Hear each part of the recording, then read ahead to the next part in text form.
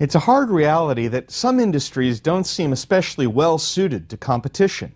Either the firms repeatedly push each other into suffering large losses, or the production technology of the industry makes competition difficult to imagine. Let me give you a couple of examples where this often comes up. One is railroads in the late 19th century. Another is airlines in the late 20th century. Let's talk about railroads for a moment. It seemed at first like there were huge profits to be made in the railroad industry in the late 19th century, and vast amounts of track were laid. But once the track was laid, the additional marginal cost of shipping over that track was relatively low. So, once that had happened, some railroad firms without much competition could charge high prices, make high profits, pay large dividends, and then build more rail. So, for example, between 1880 and 1882, there were 29,000 miles of railroad track laid in the U.S., which increased the total track in the U.S. by 1/3 in just those 3 years. Then competition between all those railroads drove the prices way down, so firms were unable to pay for the track they'd laid.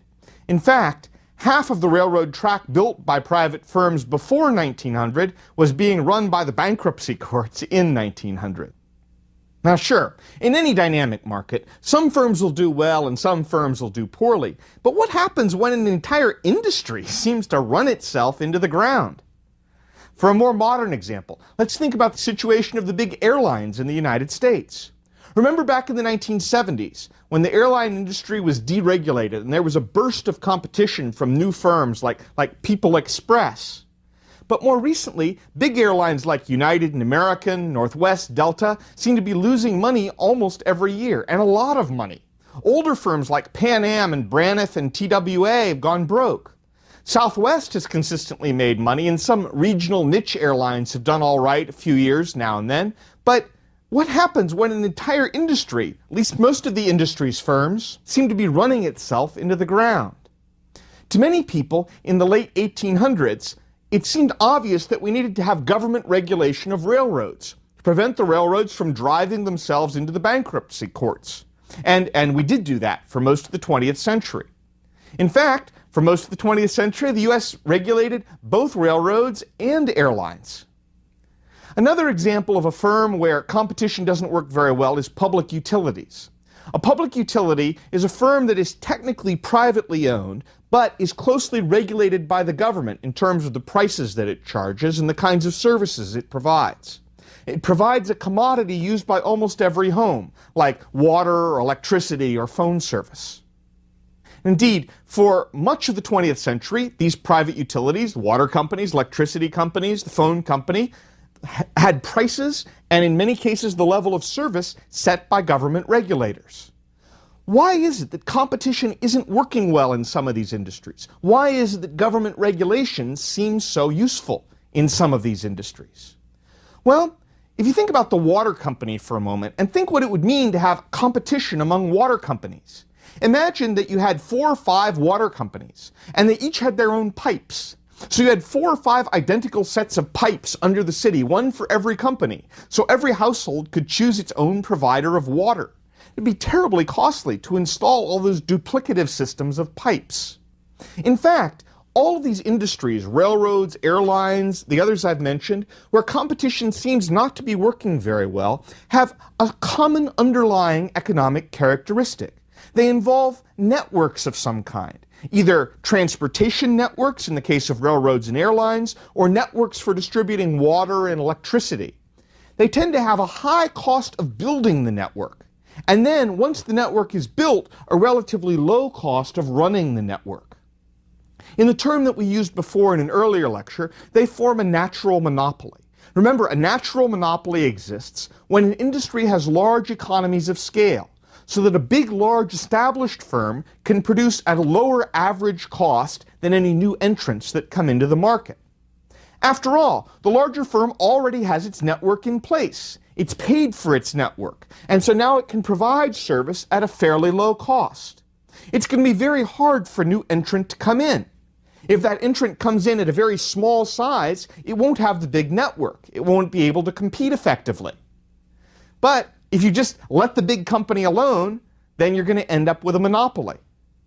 Or alternatively, if you get a big entrant, if another water company tried to enter to compete with the water companies, or big airlines tried to enter, you end up with this scenario of ruinous competition, where the two really large firms both have very high fixed costs of providing their network, and when they charge low prices, they run each other into the ground.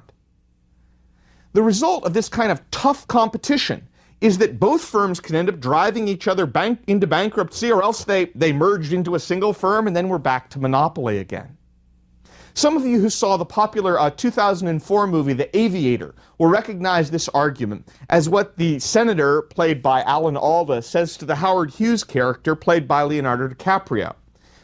Basically says, look, Pan Am needs to have a monopoly over international air flights, because monopoly will serve the consumer better than having competition with TWA.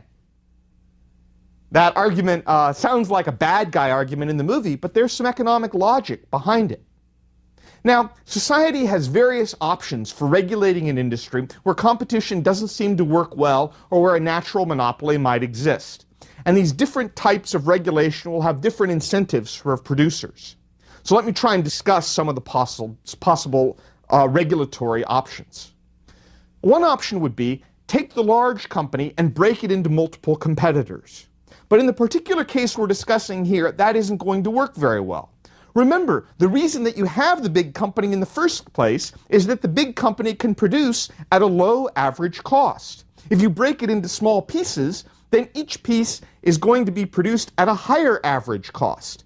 The small competitors can't take advantage of the same economies of scale.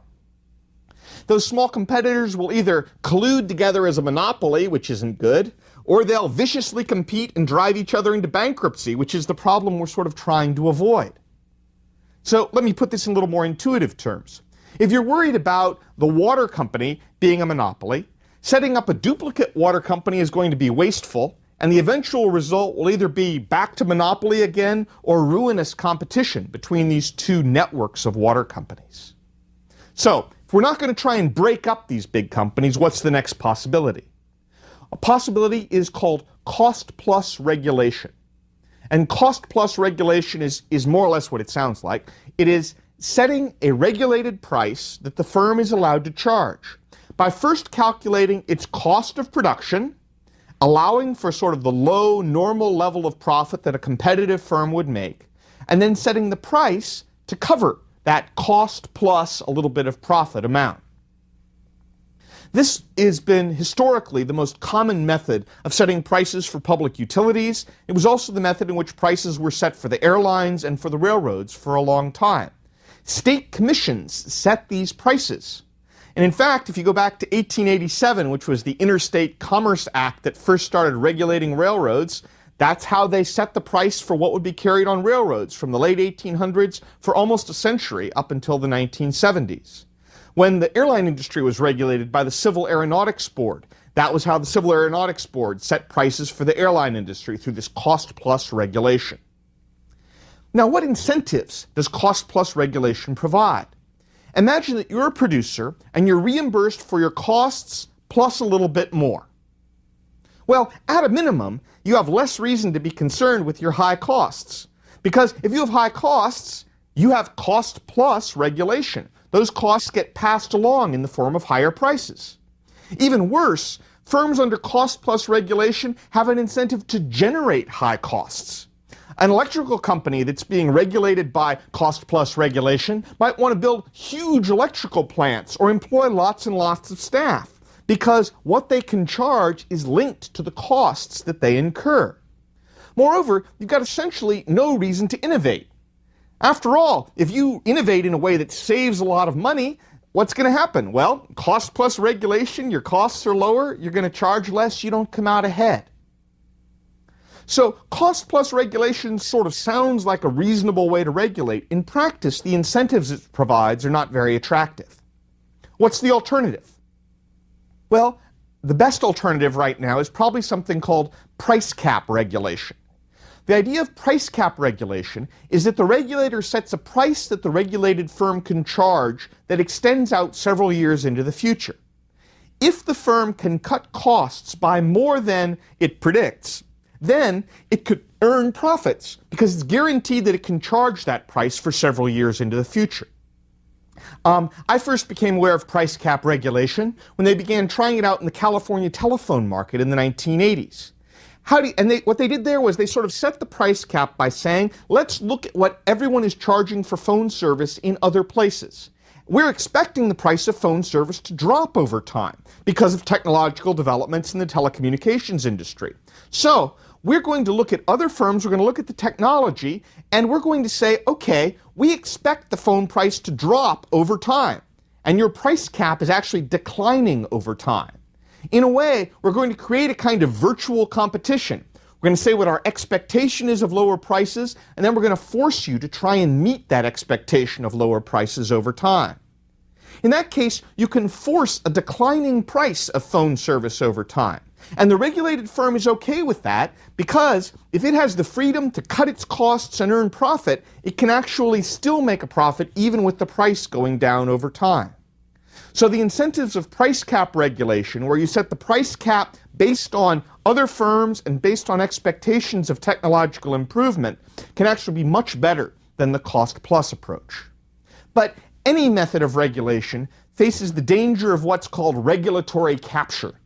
The regulatory capture is the danger that regulators will start believing their job is to protect the industry profits and the industry workers rather than to protect competition and consumers.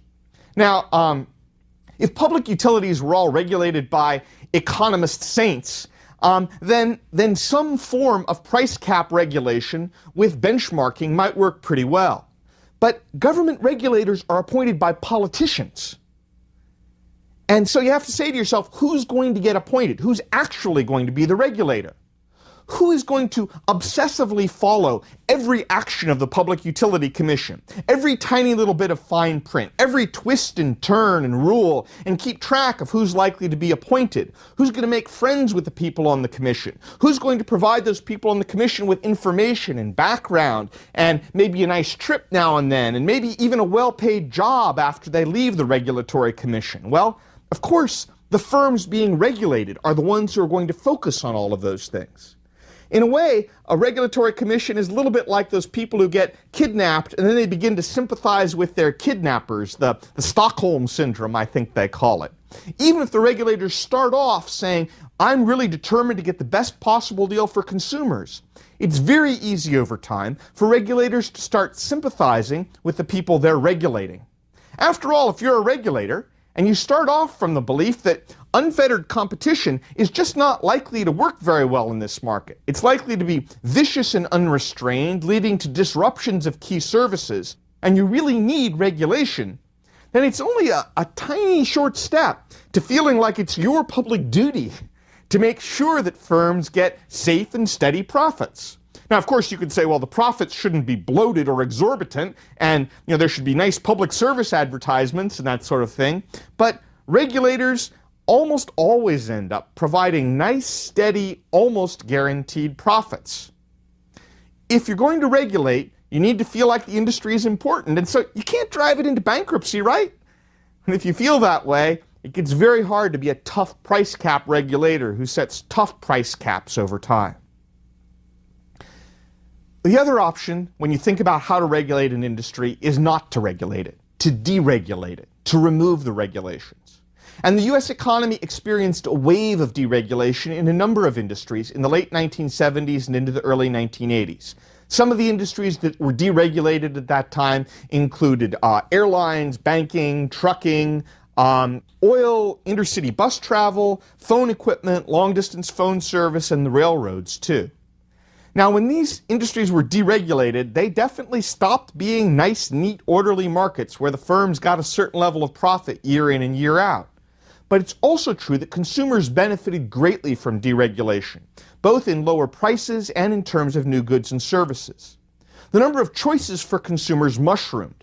The airlines reorganized themselves after deregulation into these hub and spoke systems, where people flew into one airport and flew out again. The result was that it was much more easy for people to connect to a bunch of different places than it had been before, and the number of airline connections went way up.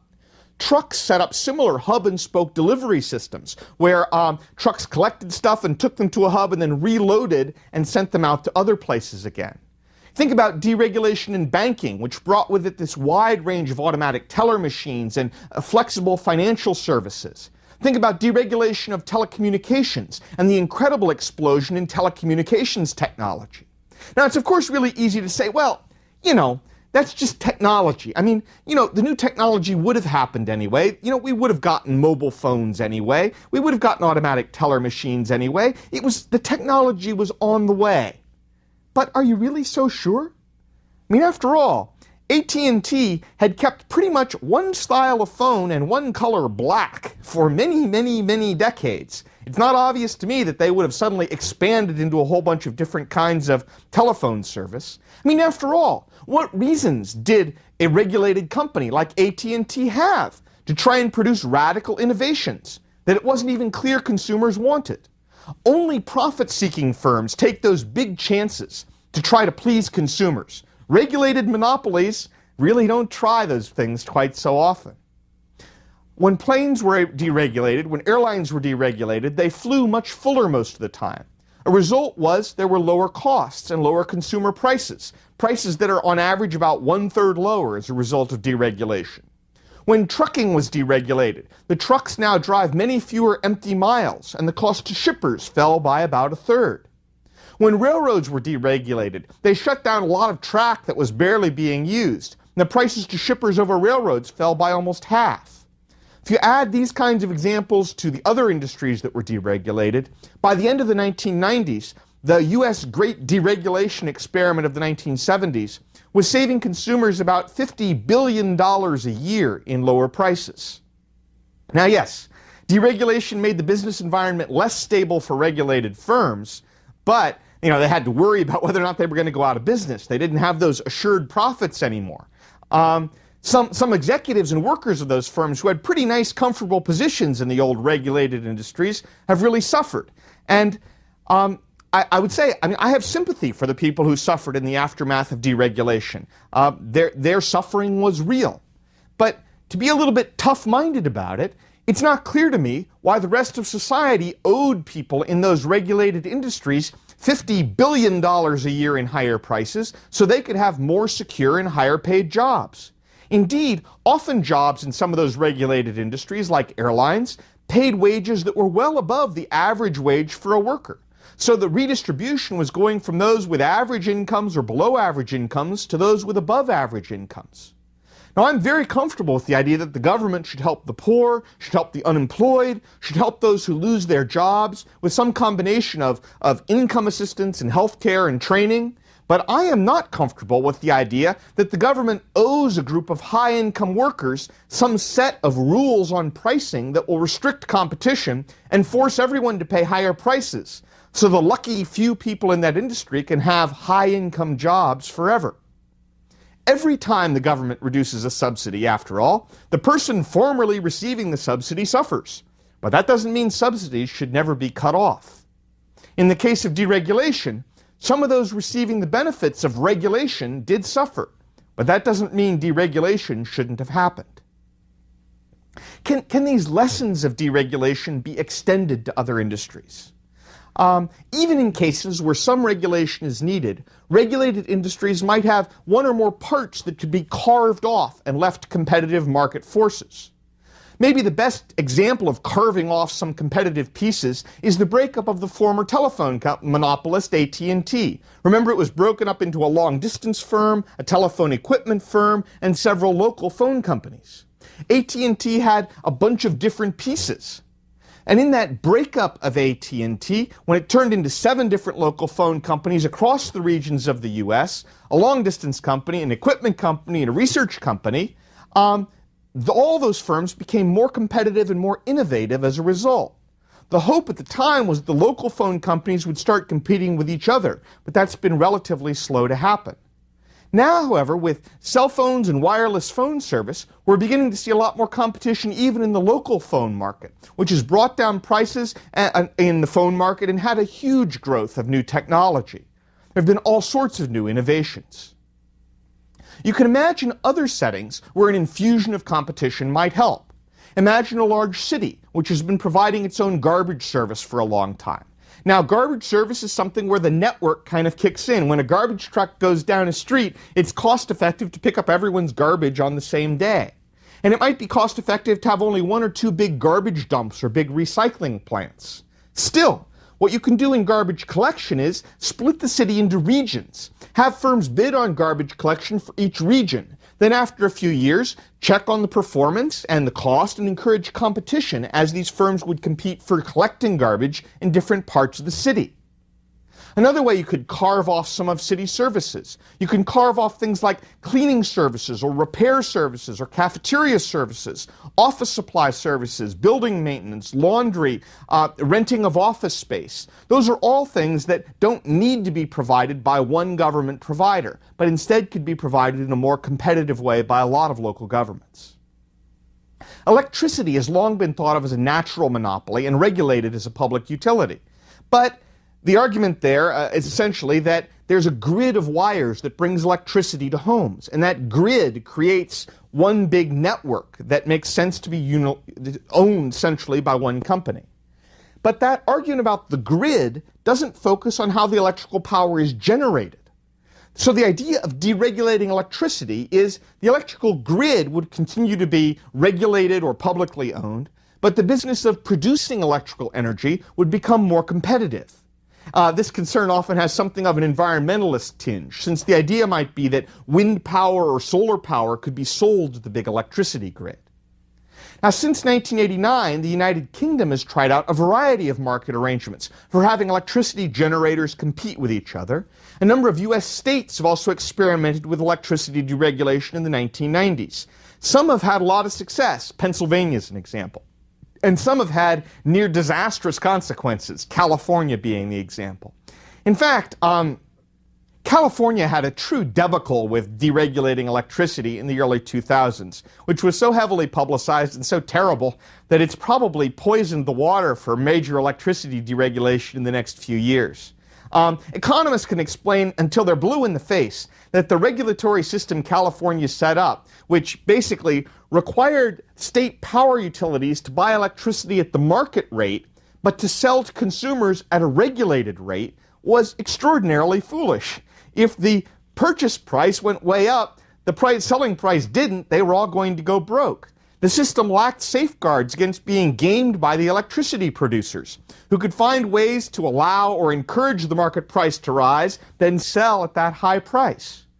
But what California really proves is that foolish regulation can be really, really costly, which is not exactly a new lesson. The answer is smarter deregulation.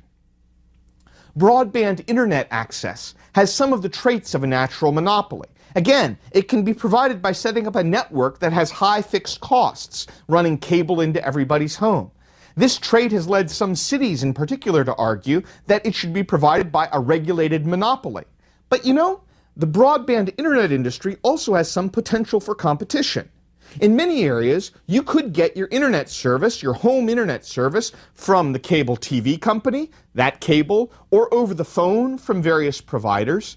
There are even wireless phones now which could provide high-speed internet.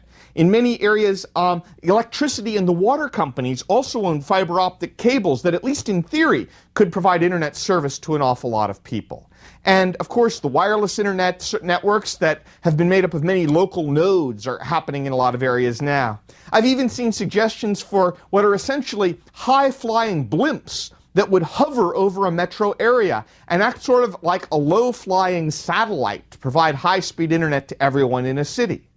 Now, I'm certainly not foolish enough to make some firm prediction about the future of broadband internet technology and what should be the right way to provide it. But I do want to say that some people, especially politicians in certain cities, are really very darn quick to assume that public provision or a regulated monopoly with one provider fits all is the best answer. Now, maybe they'll turn out to be right. Maybe the technology will go that way. But I'm really not at all sure that that argument that we have to have one local provider to provide all the internet service is justified in economic terms. When it comes to a rapidly evolving future technology, it's often better to encourage a multiplicity of technologies that can compete against each other, rather than locking into one and saying this is the one that's going to be followed. Government has a necessary role as a referee of economic competition. The forces of competition accomplish a great deal that is socially beneficial. They provide new products and innovation with pressure to produce those things at low costs and in a way that consumers are going to like. But in certain well-defined circumstances, when competition isn't working well or can't work well, government can have a useful role to play. I should emphasize, though, that when I talk about deregulation, I don't mean no regulation at all. After all, when government allows firms to set their own prices and set their own quantities produced, it can still set standards that involve things like safety or accuracy or open disclosure. For example, just because you deregulate the airlines, you can still regulate the airlines in terms of safety and inspections for safety. Just because you allow banks to charge whatever, or pay and charge whatever interest rates they want, you can still regulate the banks and make sure the banks are being run in a financially prudent manner and audit their books and all those kinds of things. If the issue is to help the poor in some cases, for example, if the issue is to assure that there's no digital divide, as they sometimes call it, that low-income folks all have home access to broadband internet, I'm open to discussion on the best way to do that. But it's not obvious to me that requiring everyone to sign up with a regulated monopoly is the best answer. The best answer might be that if you really believe that's an important public service, provide income to poor people or pay for their broadband internet from a selection of providers who compete against each other. The real trick here is that when the outcomes of market forces seem undesirable, it's important to identify the underlying problem in a specific way and to design the policy response accordingly. For example, is the problem that there's a competitive industry or an industry that would be competitive except that the firms in that industry have formed a cartel? Well, if that's the problem, then go after the cartel and break it up. Use your antitrust laws. Is the problem that it's a restrictive business practice and it seems to be blocking competition? Well, go after that particular practice. Again, use your antitrust laws, your laws against restrictive competition. Is the problem that something is a natural monopoly, in the sense that there's a big network, and this big network is going to be able to produce at a very low average cost? It's going to be very hard for anyone else to compete.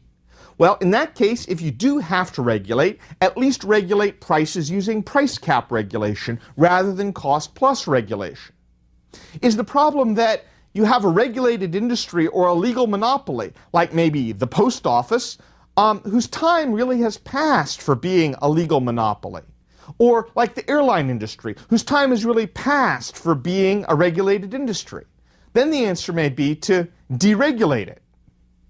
Is it a case where we're worried about some regulation for safety or security, like in the case of airlines and banks, but we're not worried about regulation in terms of overall price and quantity? Well, go after the regulation that you're worried about. Go after the concerns about safety. Go after the concerns about whether financially prudent rules are being followed.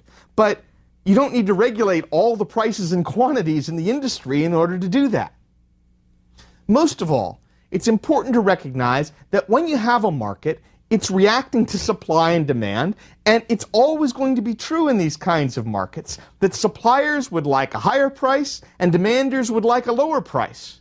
Regulation can't fix that problem. Regulation is not going to be able to make sure that every consumer can have a low electricity bill, but electricity producers for solar power and wind power can get high prices to help encourage the supply of alternative energy. Regulation is always going to have to face the reality that some people are going to be unhappy with whatever price exists. Now, these lectures have focused on lack of competition and how, when there's a lack of competition, firms can take advantage of consumers. Future issues in the next few lectures will focus on other policy issues like pollution and poverty and many other issues as well. But ultimately, as we move on to those other issues, there's going to be one lesson that continues. And that is, the study of economics is always going to offer us a reminder to respect the power of market forces. When those forces are producing socially beneficial results, of course, it's not hard to respect them. We just let them roam free. But when market forces are producing undesirable outcomes, it's important for the economic policy to recognize those forces and to work with the market forces, even as it seeks to come up with socially preferred outcomes.